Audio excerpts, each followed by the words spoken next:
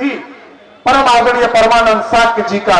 मैं पूरी सदन की तरफ से जोरदार तालियों से अभिनंदन वंदन करता हूं। साथ ही साथ बाणामिता शाक्य जिनकी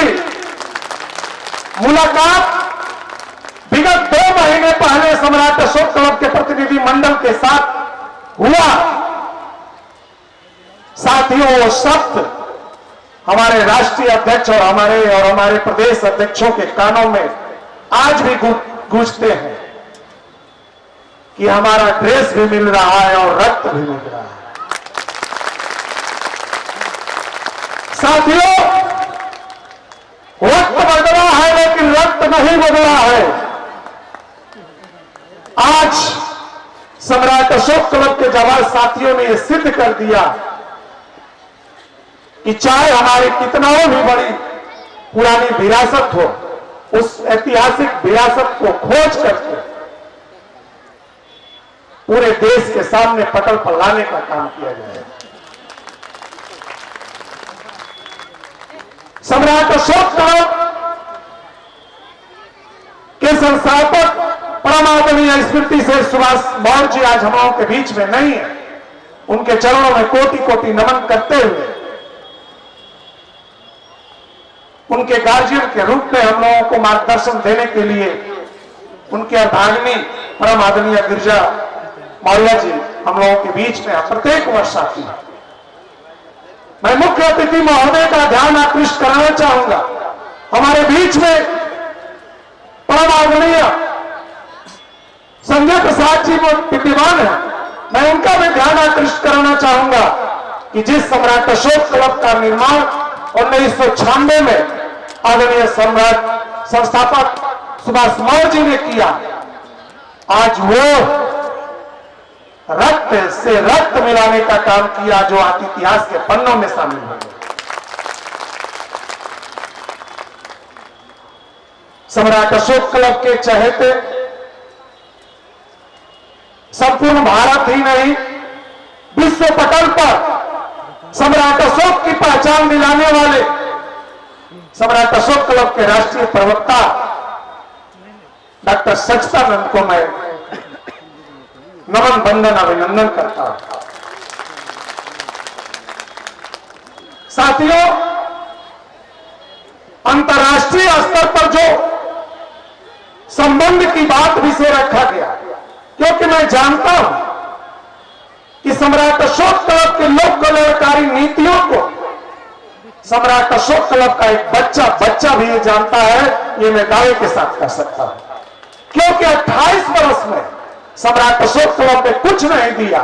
सिर्फ नेत्र दिया है कि अच्छे और बुरे की पहचान कर सकते हैं। अच्छे और बुरे की पहचान कर सकते हो, क्योंकि जब सोशल मीडिया पर जब आप ध्यान देते हैं तो मैं दावे के साथ कहता हूं कि इस मैरून कलर में बैठी एक बेटी और मैरून कलर में बैठा हुआ बेटा इस बात को एहसास कर लिया है कि इस देश की एकता और अखंडता को कैसे समृद्धि और शक्तिशाली बनाया जा सकता है। क्योंकि जैसे ही सोशल मीडिया पर कोई भी बात आती है, हम लोग तो दंग रह जाते हैं। कभी कभी डॉक्टर साहब से बात होती है, कितनी बारीकी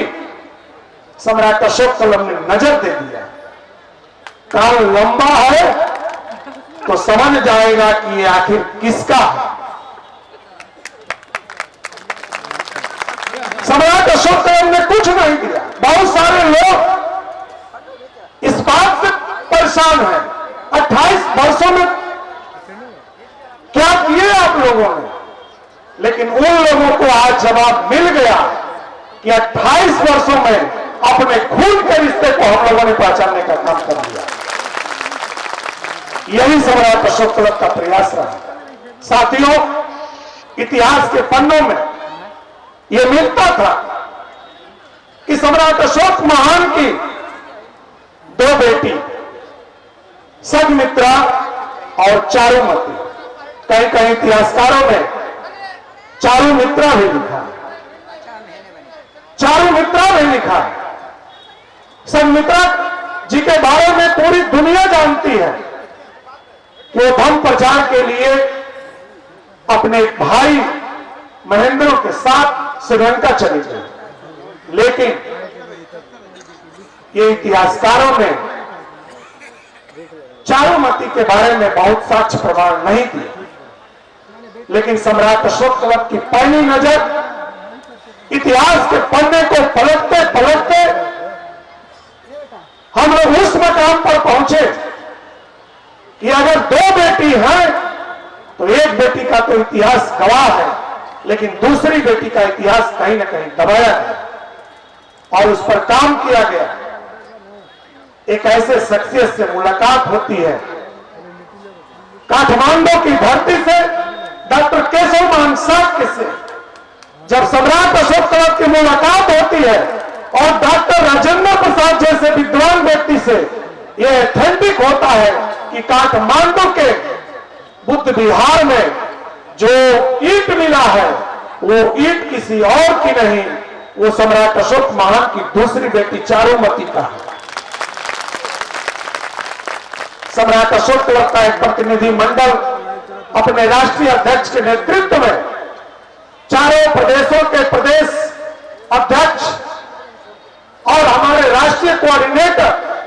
इस बात का ऑथेंटिक करने के लिए हम लोग काठमांडू में,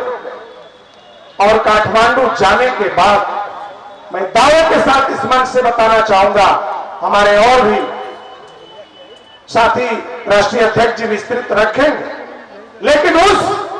सांस्कृतिक विरासत को देखकर और उस इतिहास के पन्ने को पलटने पर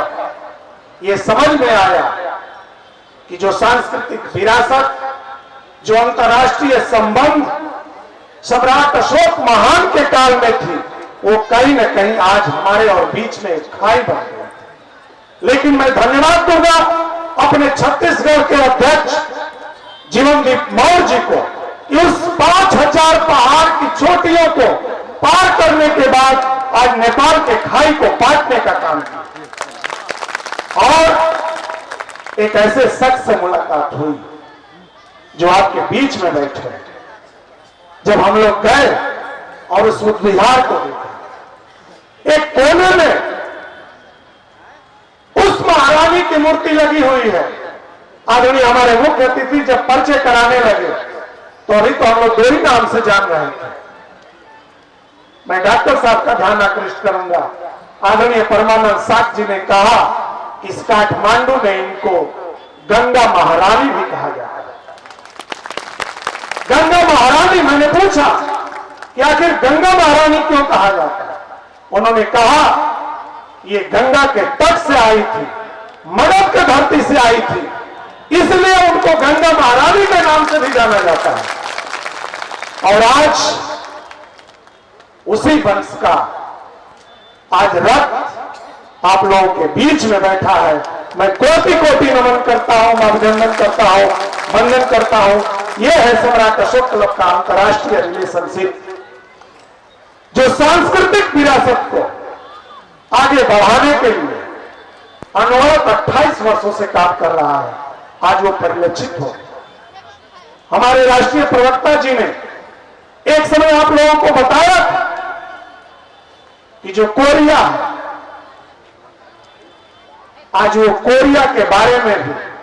सम्राट अशोक कलप की पहली नजर है कि वो कोली से ही कोरिया हुआ है। और मैं इस मंच के माध्यम से सम्राट अशोक कलप के जाबाज कार्यकर्ताओं के बल पर, अपनी बहन बेटियों के बल पर यह मैं निश्चित तौर से कहना चाहता हूं कि आने वाले समय में वो कोरिया का भी रक्त से रक्त मिलने का काम सम्राट अशोक कलप करके रहेगा।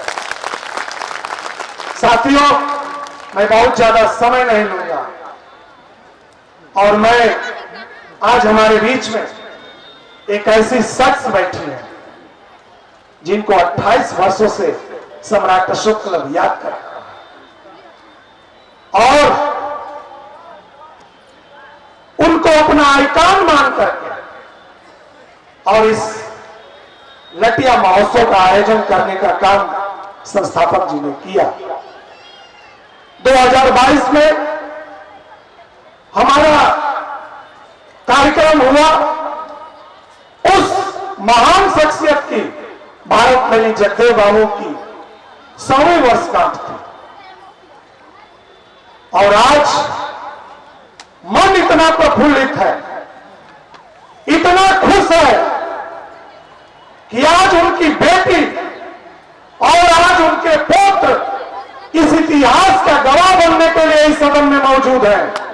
ताकि आने वाले समय में इस देश की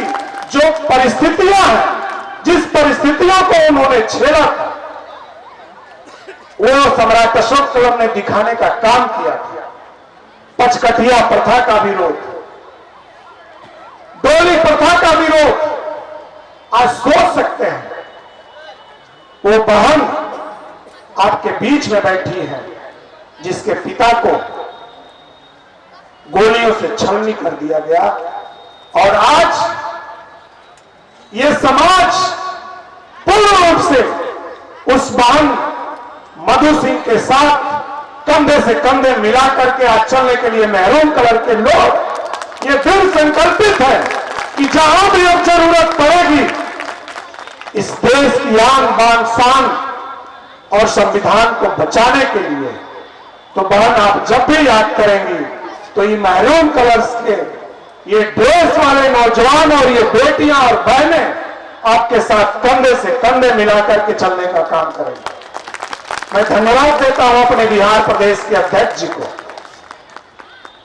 आदरणीय इंजीनियर भीषम जी को, कि आज उस क्षण को एक ऐसे समय पर मिलाया जो मगध की धरती से और नेपाल की धरती काठमांडू तक जोड़ने का काम किया। आज कहीं न कहीं अपना खून, अपना रक्त हम लोगों के बीच में है। मैं पुनः एक बार सदन से चाहता हूं कि अपने सारे अतिथियों को आदरणीय संजय प्रसाद जी से लेकर के बहन मधु सिंह, अनिता शाह और उनके साथ आए हुए काठमांडू की धरती से हमारे सम्मानित गणमान्य अतिथिगण का एक बार जोरदार तालियों से हार्दिक स्वागत और अभिनंदन वंदन करते हुए मैं उद्घोष करता हूं, जय भारत, जय अशोक, जय बुद्ध, नमो बुद्ध।